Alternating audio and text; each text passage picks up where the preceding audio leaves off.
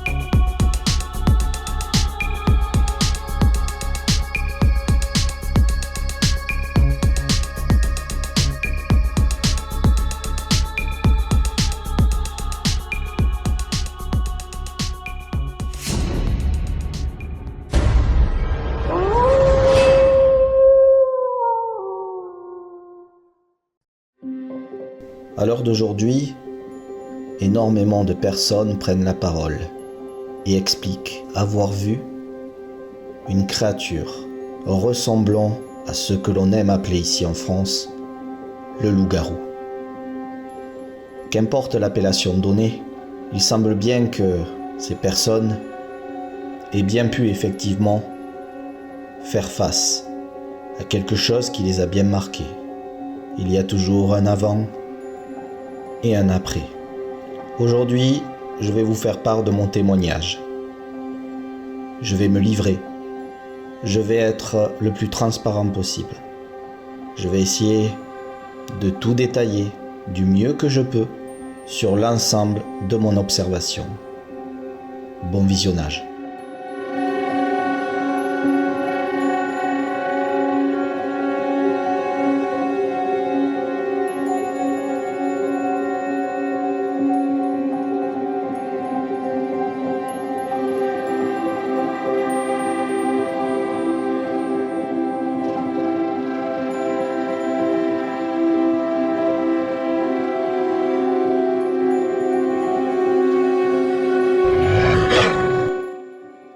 Bonjour à tous. Alors, je tiens déjà à le préciser, il y a quand même pas mal de passages ici parce qu'on est en journée, donc on risque d'être dérangé par le son des voitures. Ceci dit, il était important pour moi de revenir sur les lieux de mon observation, et là vous y êtes vraiment. On est pile poil lors de cette nuit où j'ai pu observer donc cette fameuse créature très noire, et elle se trouvait donc juste ici. Donc je vais aller vous montrer un petit peu, et je vais aussi vous décrire en détail toutes les particularités que j'ai pu remarquer, voilà, du mieux possible pour étayer, vraiment étayer au maximum toute mon observation, même si elle a été très rapide, hein, ça a été quand même assez fugace. Je dirais que ça a duré quelques secondes, mais vu qu'elle était très proche et que j'avais les pleins phares dessus, ben, ça m'a permis quand même d'avoir voilà, le temps de faire mon analyse par la suite, pour bien comprendre qu'effectivement, non, ce n'est pas une panthère échappée d'un zoo. C'était en 2003, donc ça remonte à quasiment 20 ans. J'allais chez ma petite amie qui habite beaucoup plus loin, et donc j'utilisais cette route de campagne ici pour aller la rejoindre. donc je dirais entre minuit et 3 heures du matin. Cette créature, ce que beaucoup appellent le loup-garou en termes de description physique, et cela se comprend parce que c'est de la même façon que je pourrais la décrire. Ça ressemblait clairement à ce qu'on voit dans certains films ou contes de fées pour certains. Ce que je vais faire dès à présent, c'est vous prendre avec moi, vous amener à l'endroit même où j'ai vu cette créature. Je vais vous expliquer dans quelle position elle était, ce que j'ai ressenti et comment j'ai vécu toute la situation. J'arrivais d'en haut et donc arrivé ici au moment de tourner. Alors il faut savoir que les yeux de cette créature n'ont pas reflété forcément quand j'arrivais avec mes codes. C'est ensuite que j'ai mis plein phare parce que j'ai remarqué qu'il y avait quelque chose. Quand j'ai eu les pleins phares sur elle, c'est à ce moment-là que j'ai pu la distinguer. Et donc j'ai vu ses yeux jaunes en amande et c'était luminescent. Voilà, c'était vraiment luminescent. Et c'était, il n'y avait pas de pupille. C'était tout jaune, en amande, luminescent et il n'y avait aucune pupille à l'intérieur. Ça, je tiens à le signaler. Alors il faut savoir que j'étais sur l'autre voie. Donc j'étais sur la voie de droite. Et elle, cette créature était juste ici. Là, ici même. Donc je devais être approximativement... Allez, je dirais 3 bons mètres, voire 4 maxi. Donc c'est pour ça que je vous dis, même si ça a duré que quelques secondes, c'était quand même très proche. Donc j'ai quand même très clairement vu cette chose, ce qui me permet de pouvoir bien la détailler. La créature se trouvait ici même. Alors quand je dis ici même, elle était par là. Je ne peux pas dire elle était là précisément, mais en tout cas elle était là, dans ce périmètre ici. Je vous montre sa position.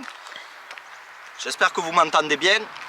Elle avait, je vais essayer de parler plus fort, un genou à terre. Et donc, quand je dis genou à terre, c'est qu'elle avait le talon sous la fesse. D'accord? Donc, voûté et l'autre genou levé. Levé parce que, en fait, dessous ici, dessous l'autre genou, il y avait un morceau d'un autre animal. Je ne sais pas ce que c'était. Hein. En tout cas, il y avait un corps d'un petit animal ici, dessous son genou. Et donc, elle maintenait le corps de cet animal avec sa jambe, sa patte, appelez ça comme vous voulez.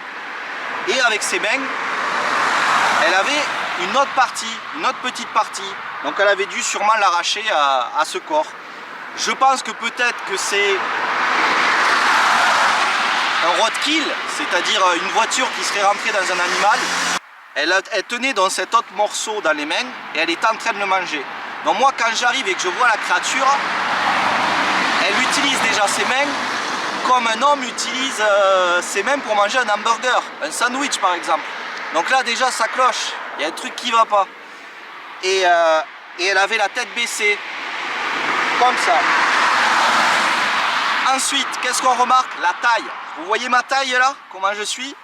Ben, il faut imaginer que cette chose, quand je l'ai vue, avec talon sous les fesses, le genou surélevé ici, faisait déjà une taille assez conséquente. Je dirais qu'elle devait arriver quasiment, je dirais pas pile poil, mais presque au toit de ma voiture. Donc, en imaginant que cette chose pouvait se lever, ce que je pense réellement, je vous laisse imaginer la taille. Donc ça devait être quand même quelque chose de très grand s'il se serait mis en bipède. Moi je ne l'ai pas vu se lever en bipède. Mais c'était déjà, l'animal paraissait déjà beaucoup trop grand. Et surtout il utilisait ses mains comme je le dis, hein, mais comme un humain utilise ses mains pour manger donc un hamburger ou un sandwich. Là ça cloche. Ensuite qu'est-ce que je remarque? C'est que son corps est beaucoup plus long que ses jambes. C'est-à-dire que je remarque qu'en étant ici, son corps est vraiment long, taillé en V et long. Les jambes sont très musclées, larges et musclées. Le noir, un noir que j'ai jamais retrouvé. Un noir profond, mais vraiment Même avec la nuit, je dirais que c'était plus noir que la nuit.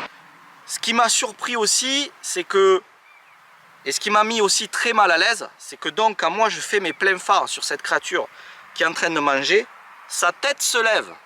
Parce qu'elle sait que je suis là et que j'arrive. Donc elle lève sa tête, et ce qu'il y a de très dérangeant, mais qui est à la fois élégant, c'est que sa tête fait ça. Donc ça fait pas, vous voyez, un animal, je le verrai plus faire. Un truc un petit peu soudain, plus rapide. Là on a quelque chose quand même qui reste, c'est fluide, c'est élégant et c'est dérangeant du coup. Encore une fois, quelque chose cloche. C'est quoi ce bordel? Et de suite, elle sait où je me trouve dans ma voiture. Et donc, il y a un échange qui se fait. Elle sait où je suis. Et donc, elle lève la tête, qu'elle regarde, elle me regarde droit dans les yeux. Direct. Donc, elle sait où je suis positionné dans ma voiture. Ça aussi, c'est bizarre. Alors, bien sûr, elle ne prend pas fuite. Hein.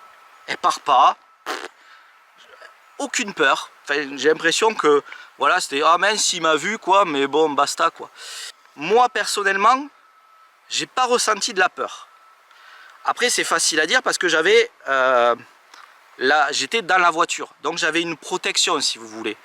Donc mentalement, je me dis, cette chose-là n'est pas à côté de moi et j'ai la protection de la carlingue de la voiture. Donc du coup, j'ai pas cette peur que d'autres témoins ont. Ils sont confrontés à elle en face à face. Là, ça doit être assez terrifiant, je dois l'avouer. Ceci dit, elle ne m'inspire pas quelque chose de méchant. Parce que quand elle lève la tête, on aurait pu se dire, bon, ben, elle est en train de bouffer un truc, il va y avoir du sang qui coule, je vais voir ses dents. Pas du tout. Hop, elle a fermé sa bouche et elle m'a bien regardé. Et c'est pour ça que j'ai bien vu qu'il n'y avait pas de pupille et que c'était des yeux jaunes en amande.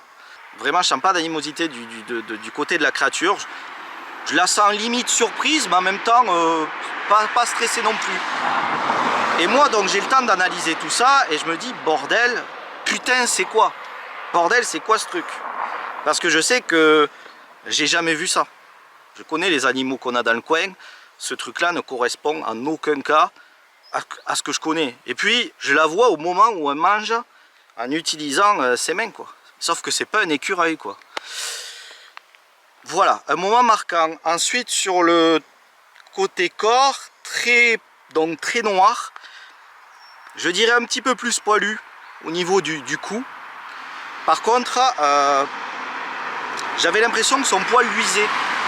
Vous voyez, il y avait des reflets un peu blancs, comme quand on sort de l'eau. Vous voyez, ça donnait une impression de comme si cette bête sortait de l'eau. Et ça donnait une sorte de reflet blanc parfois. En tout cas, c'est comme ça que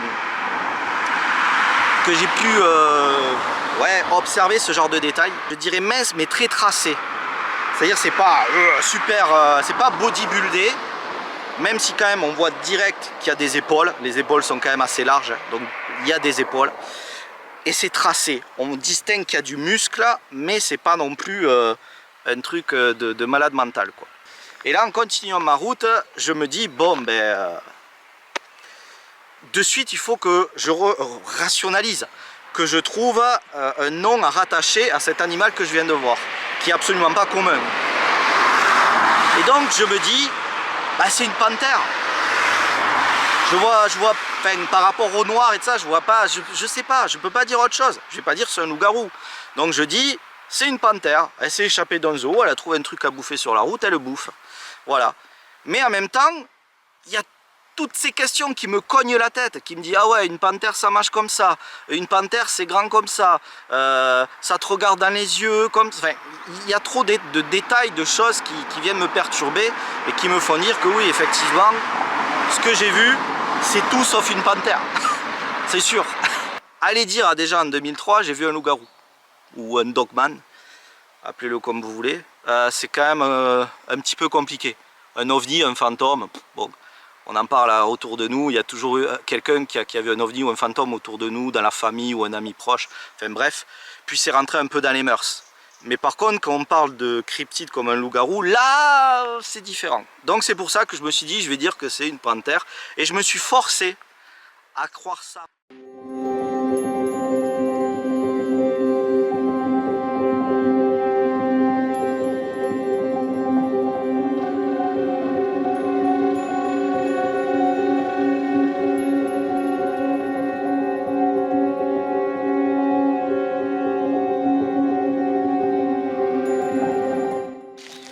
Alors on a changé d'endroit parce que là, ben, comme ça vous allez pouvoir m'entendre beaucoup mieux. Pour en revenir à mon observation, ce qu'il y a d'intéressant de mon côté, c'est que je dirais que j'ai eu affaire à une femelle. Pourquoi je dis ça? Tout simplement parce que les traits de son faciès m'ont fait penser plus... il y avait un côté féminin. J'ai pas ressenti quelque chose de... Déjà, c'était pas agressif. Même dans le regard, dans l'échange qu'on a eu, j'ai senti qu'il y avait quelque chose qui n'était pas mauvais. Je sais pas si on peut dire maternel, mais il y avait quelque chose comme ça. Voilà. Et donc, j'en reviens au niveau de sa tête et des traits qu'elle avait. Je dirais que ça faisait quand même quelque chose de très féminin. Donc des traits féminins, donc je dirais, là on était plus sur l'aspect femelle, en sachant que comme j'ai bien pu observer le corps, comme je vous dis, qui était ici beaucoup plus long, j'ai pas... Alors là je peux pas en être sûr à 100%, encore une fois, il faut prendre les pincettes, mais j'ai pas vu de partie. Quand je dis partie, je pense des parties du genre masculin, quoi. Vous voyez ce que je veux dire? Je dirais que tout porte à croire que c'était une femelle. Oreilles pointues. Elle n'avait pas un museau long. Vous voyez, le museau n'était pas long. Elle avait un museau, mais c'était pas des longs museaux avec les grosses dents et tout ça, pas du tout. Alors je mettrai des images hein, pour vous illustrer à quoi ressemblait vraiment, en tout cas, ce qui s'y rapproche le plus. J'ai pas vu de dents, j'ai pas vu de sang, je pense que j'ai tout dit. Alors j'ai pas vu de queue, parce que comme je l'ai eu en face, j'ai pas vu le dos. Donc comme j'ai pas vu le dos, je peux pas vous dire s'il y avait une queue derrière, alors là, je sais pas du tout.